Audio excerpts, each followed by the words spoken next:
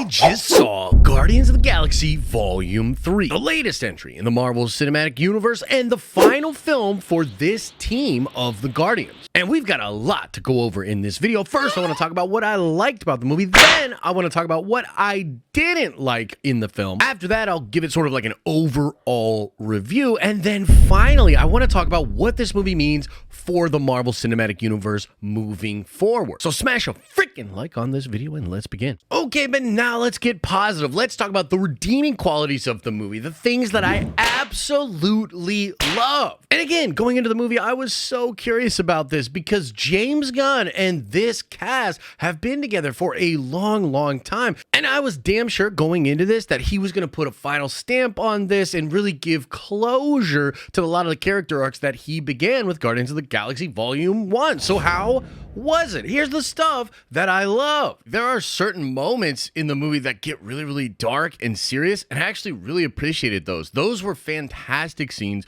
done with really great actors, giving a great performance in a character that they're really familiar with. And that kind of stuff helps. Like, there's a reason that scenes in Logan are the best acted of some of the stuff that Hugh Jackman did in Wolverine. When you play a character for a long time, you really get into that character and you're able to really pull out some awesome performances. The action in the movie is top notch. Like, I gotta give him to him with the action in the film. Like, Adam Warlock action scenes, absolutely incredible. Even the goofy flesh type action scenes that were going on in that base were sick. And of course, at the end of the movie, when the Guardians are actually coming into the freaking base of the High Evolutionary and taking on all those guys, there's that shot that everybody's going to be talking about, or I guess it's a sequence, because I do think there are cuts of them going through the hallway and fighting all these different people. It's fantastic. It deserves all the praise. It's absolutely incredible. I'll also say the movie looks really good. Like, the visual effects are fantastic, and to go from something like Quantumania to this was like, whew, okay, like they can still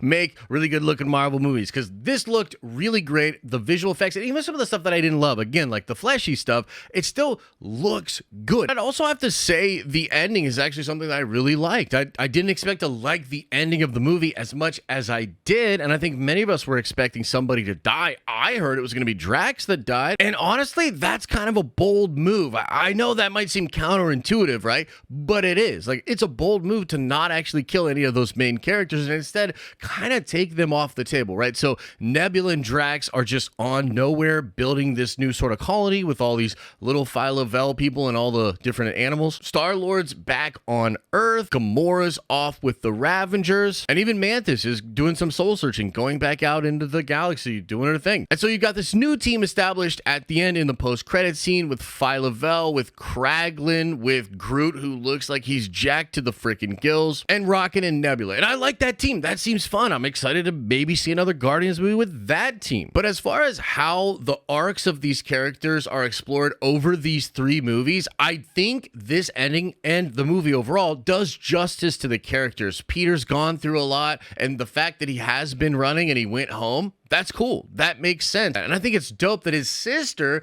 is the one that made him realize that. I think that's pretty sweet. I like the idea of Drax at the end of the day being a father. That feels right for that character, for this version of Drax that we have in the MCU. It's not the Drax from the comics. Like, that Drax is not like a father. He's an absolute savage, total killer guy. But in this example, it makes sense. Dude, I even like how Gamora ends back up with the Ravengers, and it really felt like they liked her. Like, that was something of a family for her. Nebula has really grown into her own. It's really cool to see her in this movie, man. Like, Karen Gillan puts in a really great performance, and it's kind of cool that her and Drax gonna be like daddy and mommy to this whole group of essentially like orphan / refugee crazy galaxy people. And Rocket, even though his journey in the film is kind of explored via backstory, and in a lot of ways, I feel like that's just to inform what we already know about the character, it's still cool that he arrives at a place at the end of the movie where he's going to be the leader of the Guardians of the Galaxy. Like, I'm really freaking satisfied where all these characters ended up. It's crazy. Like, hats off to James Gunn. I gotta say, like, this is a pretty good character arc for all of them. So first up, let's talk about what I didn't like about the film. And I was really curious how this movie was going to hit me. As the time of recording this, it actually has the lowest Rotten Tomatoes score out of any of the Guardians movies,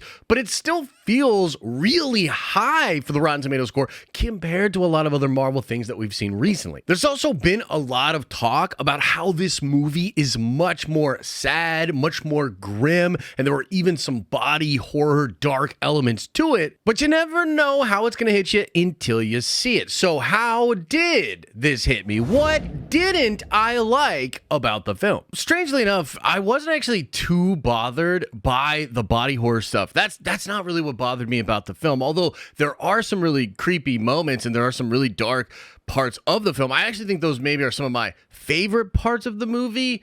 Maybe. Ultimately, the thing that I didn't love about the movie is just how freaking crammed it is. Like, it is an absolutely packed movie, and there are scenes in the film that I feel don't get a lot of time to breathe. There's not a lot of, like, really good feeling flow for the film, and a lot of it is stitched together by the very cool soundtrack that didn't quite disguise how jarring some of the cuts are for me. At the end of the day, a lot of this movie is like scene after scene being pulled together by these sort of cool musical sequences, and they're fun, but there's not like a through line through the film. Like, it doesn't like feel like this really well-crafted narrative that just left me in awe. I was thinking a lot about Guardians 1 as I was watching this film, and Guardians 1, I think, because it really focused on Peter Quill, and it's really about him assembling the team, that movie just narratively flows so much better. And I think it's the best of all the Guardian movies for sure. And in this film,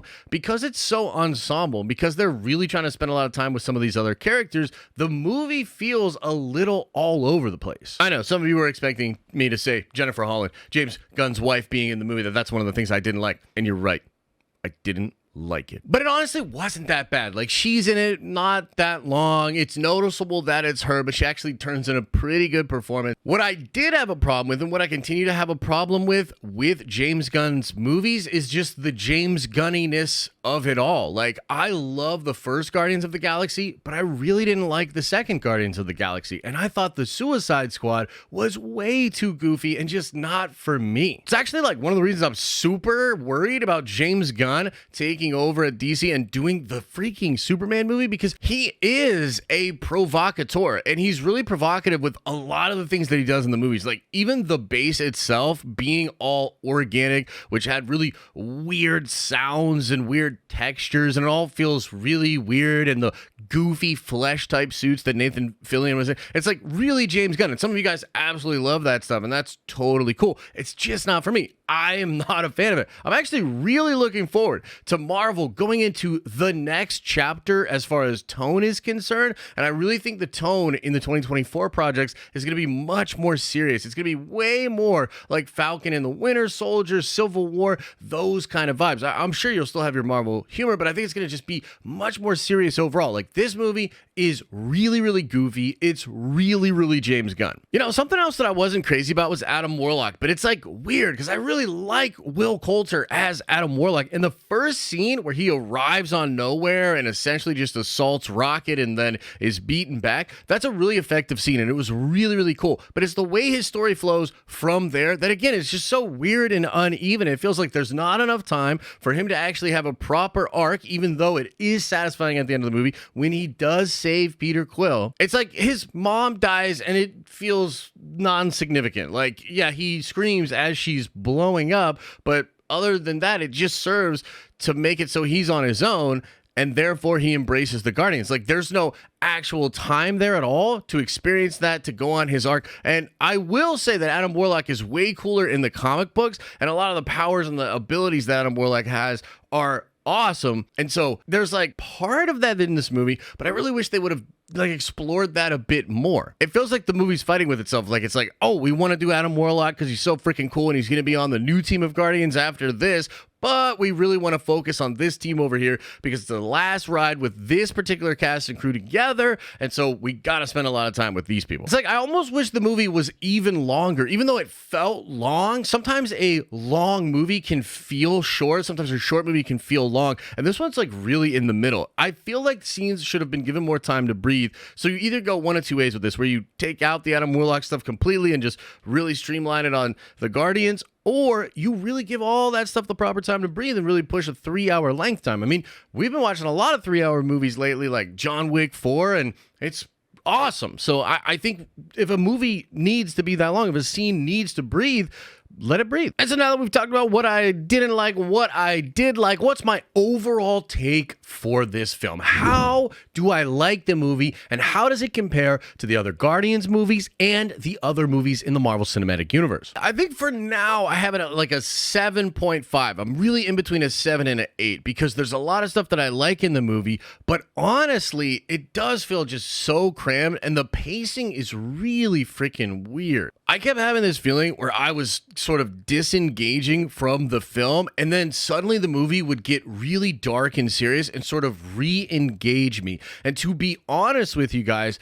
that's not the best experience to have as a viewer. It's not one that I'm really looking forward to having again. I'm not going to rush out to see this movie again. I don't know if it's going to be in my top rewatches of Marvel overall, right? It's more like, okay, I'm cool with where that story is put, but the movie itself just is a little bit too jarring for me to give it like a really, really high score, even though ultimately I do think he nails the landing. And finally, guys, we have to talk about what this movie means for the Marvel Cinematic Universe moving forward. Now, there's actually two sides to this because number one, Marvel's kind of on shaky ground. Phase 4 was not that great, and the beginning of Phase 5 with Quantumania was so bad they fired Victoria Alonso. So from one perspective, it's like, what is this movie as far as its quality do to the fan base? But there's also the question of canon, like what is established at the end of this movie, and how do we see that playing out